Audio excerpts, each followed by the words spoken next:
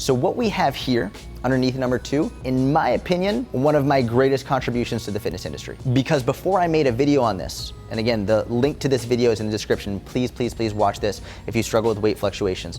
Before I put this video out, I had never seen anybody talk about it. And basically, each graph here is one example of the 3 most common weight fluctuation patterns that I see among dieters. Now, odds are that you fall into one of these patterns. And this has come from years and years and years of me analyzing thousands and thousands of weight fluctuation patterns. So what I would like you to do, if you struggle with your weight and with fluctuations and with getting pissed off at the scale when it goes up, go to the link in my description, watch that video and save that video, because it is going to help you understand not only why your weight is fluctuating, but what your weight fluctuation pattern will actually look like. We can look at it very briefly right now, where we have this fluctuation pattern, this one, and this one. And I gave them funny names, you'll see it in that video.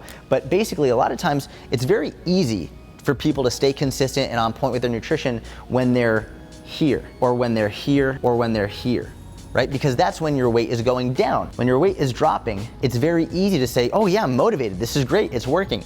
People get frustrated and stop here, or here, or here, or here, when they're either in a plateau, which we'll discuss next, or when your weight fluctuates upwards, when it spikes upwards. And the reason it's so important to know what your pattern is because when you can see it real time and you're tracking your data, you'll be able to stay motivated even and especially when you want to quit. Even and especially when, if you were only going by the scale, you'd think you're not making progress. You need to know which one you are so that you don't quit when it matters most. Because again, whenever you start a nutrition protocol, a diet, when you start eating fewer calories, you're gonna see quick progress, but you will stall out at some point. It will stop, and it doesn't mean it's not working. It just means that you need to be consistent. And in order to know how consistent you need to be and how much longer it's gonna be, it's very beneficial to know which weight fluctuation pattern you are. So last time I'm gonna say it, just go in the description, click the link. That video is gonna help you a lot.